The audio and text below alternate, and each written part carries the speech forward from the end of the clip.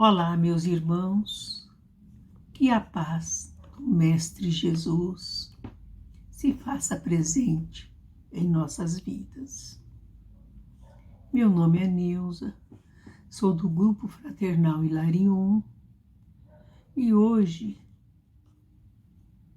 estou aqui para refletirmos sobre os ensinamentos de Jesus.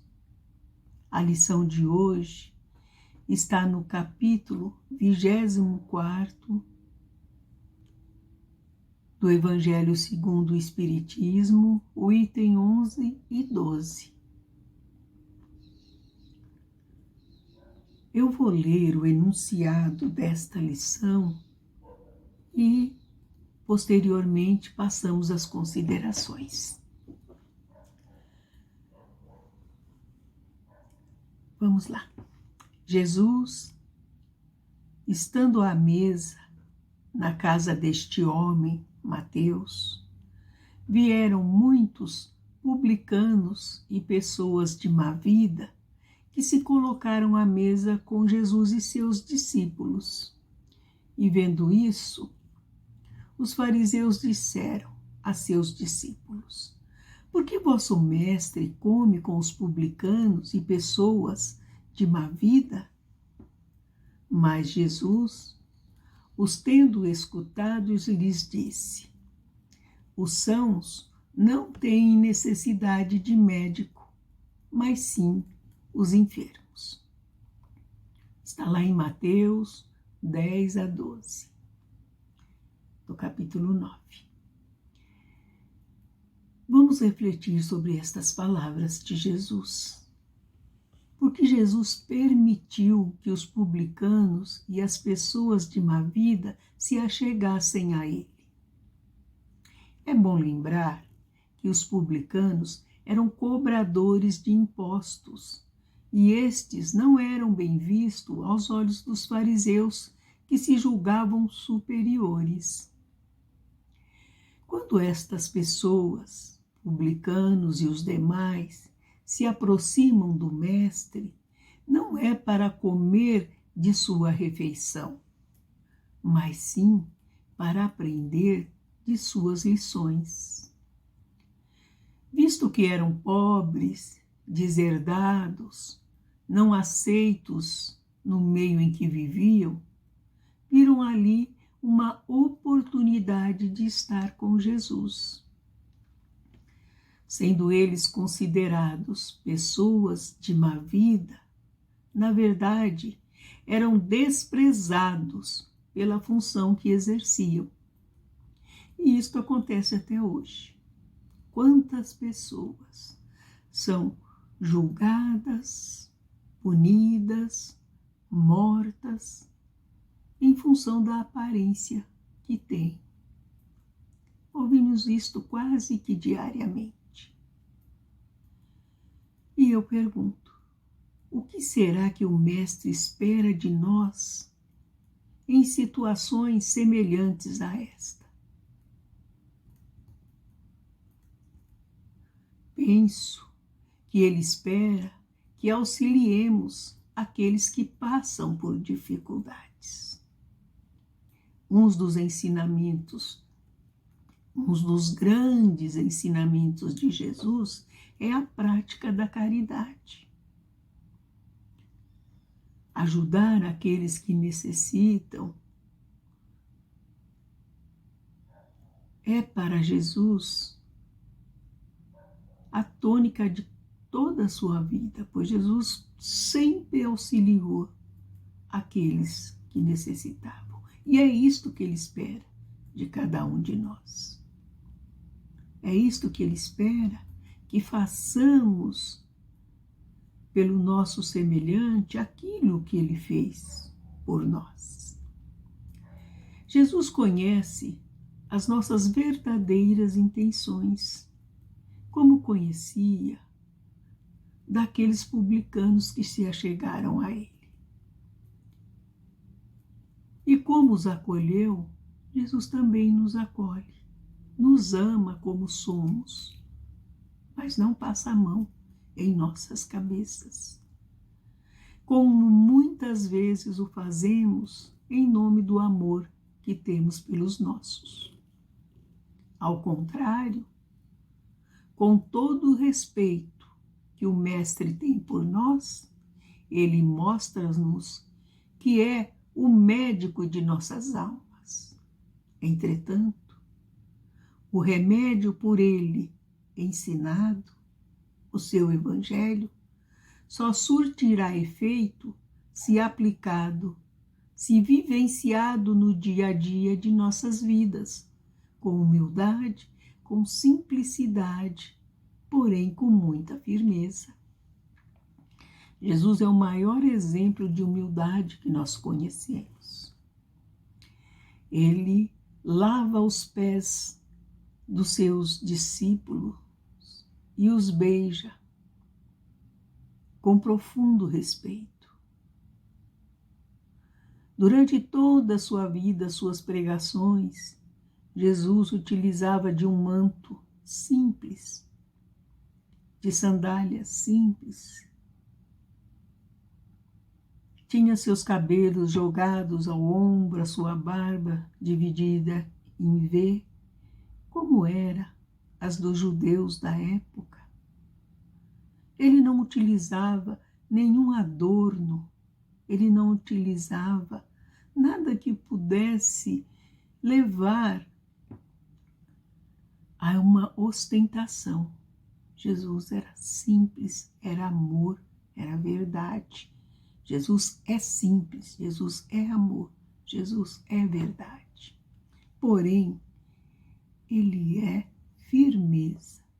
Tudo o que ele fazia e tudo o que ele faz é com firmeza. Um outro ponto desta reflexão está intimamente ligado aos fariseus, aqueles que não viram com bons olhos a atitude do rabi de estar à mesa com aquelas pessoas ditas de má vida. Acreditavam ser eles os únicos herdeiros da bondade divina. Para eles, a religião era mais um meio de vencer na vida do que objeto de uma fé sincera. Fingiam ser cumpridores dos princípios religiosos. Mentira. Orgulho, corrupção, a dominação dos mais fracos é o que praticavam. Aparentavam virtudes, mas na realidade eram falsos hipócritas. E foi para eles que o Mestre respondeu: os sãos não têm necessidade de médico, mas sim os enfermos. Eles também eram enfermos, mas o orgulho os impediam de perceber. Trazendo essa reflexão para as nossas vidas, os enfermos somos todos nós, mas nem todos acreditam estar doentes como os fariseus. Desculpe, mas nem todos acreditavam estar doente como os fariseus. O orgulho impede que veja os defeitos que ainda possui. A doença da alma são aquelas que cultivamos pelos nossos pensamentos, pelas nossas atitudes. Atitude de orgulho, de intolerância, de arrogância, o verdadeiro, nariz em pé, que a gente fala. A atitude de ciúmes, quem nunca sentiu ciúmes? O rancor, a raiva. Alguém já esteve nesta situação?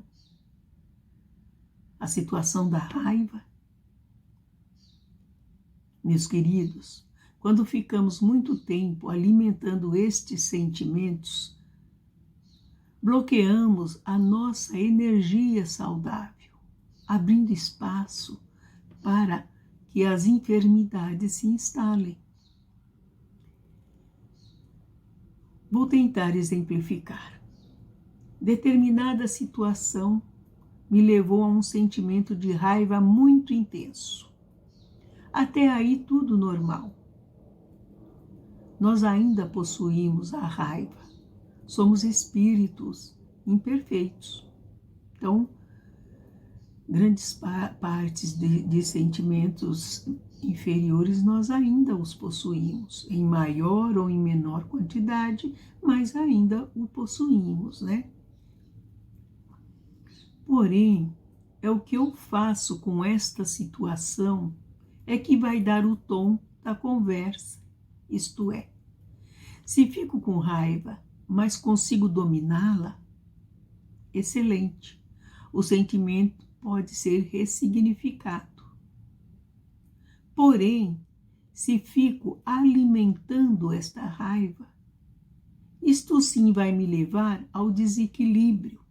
E o meu desequilíbrio pode desarmonizar o meio onde estou, trazendo prejuízo para mim e para aqueles com quem convivo. Então, percebe? Além da responsabilidade para conosco, temos também a responsabilidade para com o outro, né? Para com o bem-estar do outro. Se não tenho uma mudança de atitude, ao longo do tempo, posso ficar doente. E esta doença pode originar no meu físico, na minha mente e também a doença espiritual. É claro que isto não acontece de um dia para o outro. Não é uma raivazinha que vai fazer com que você fique doente ao ponto de ter o seu físico, o seu mental e o seu espiritual atacado, não é?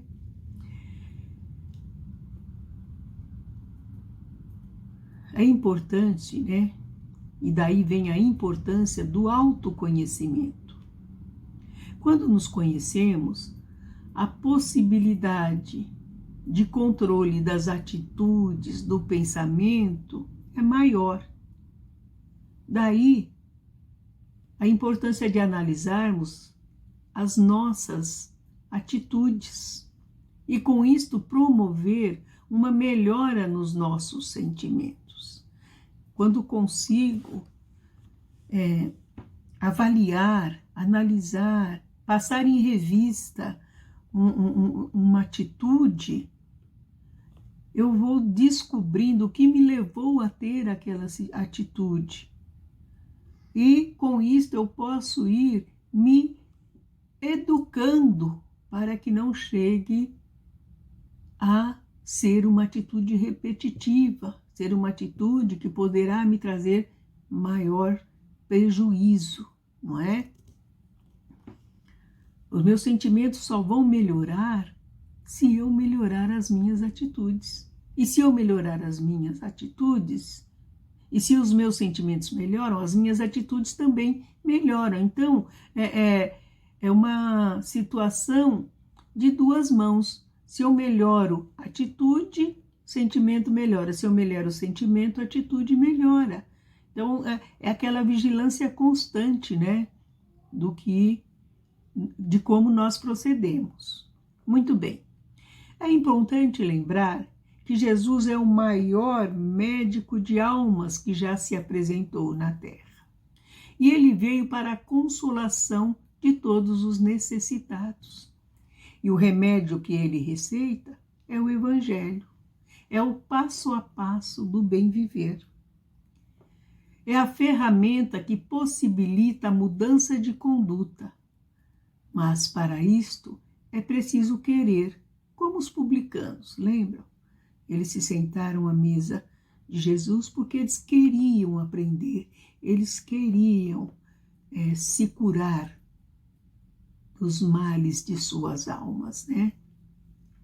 A cura que buscamos para as nossas dores depende de nós, depende da força que vamos empregar para combater as enfermidades de nossas almas. Depende do foco que vou ter para não desviar do meu propósito, né?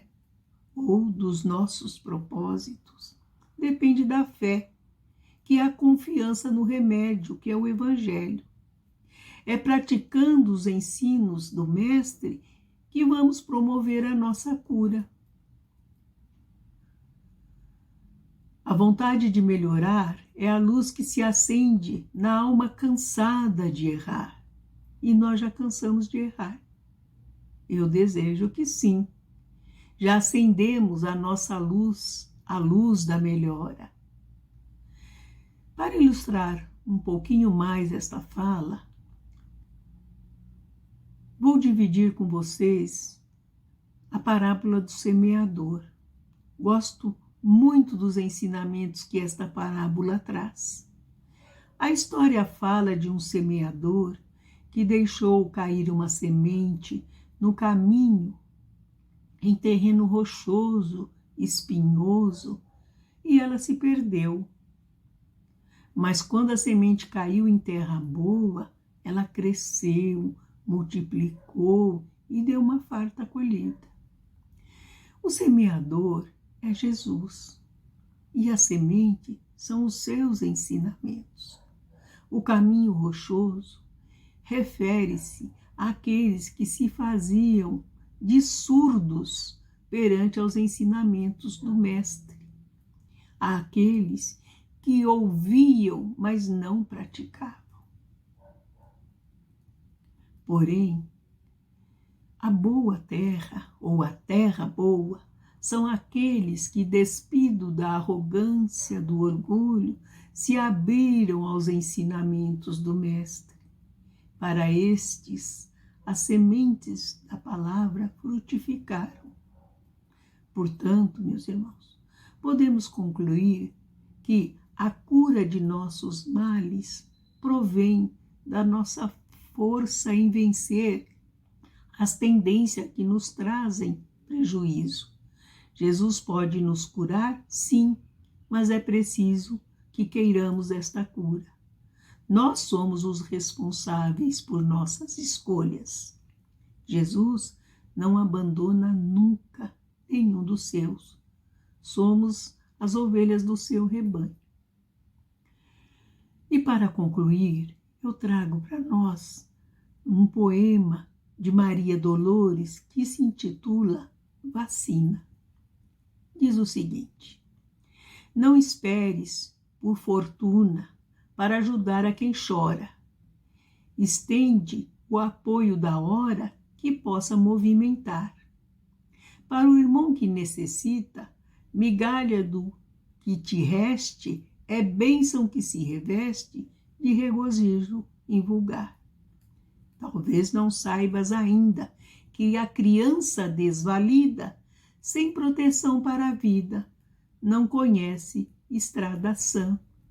Da cabeça pequenina, cujo dor ninguém pressente, pode nascer facilmente um malfeitor do amanhã.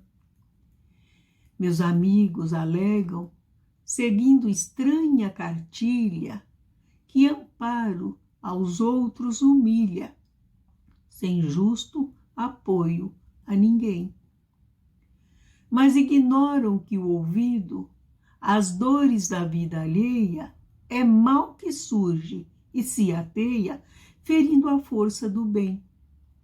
Apoia, ajuda, perdoa, na providência divina, a caridade é vacina contra revolta e rancor. Uma prece, uma esperança, um pão pobre e pequenino, são sempre tijolo e ensino, erguendo um reino de amor. É isto, meus irmãos, que possamos erguer o nosso reino de amor, colocando o nosso tijolinho, não é? Que possamos sentir a presença de Jesus em nossas vidas, pois sabemos que todos somos os doentes da alma, mas que temos o melhor médico que pôde existir, nosso Mestre Jesus. Que Jesus nos abençoe grandemente, agora e sempre. Graças a Deus.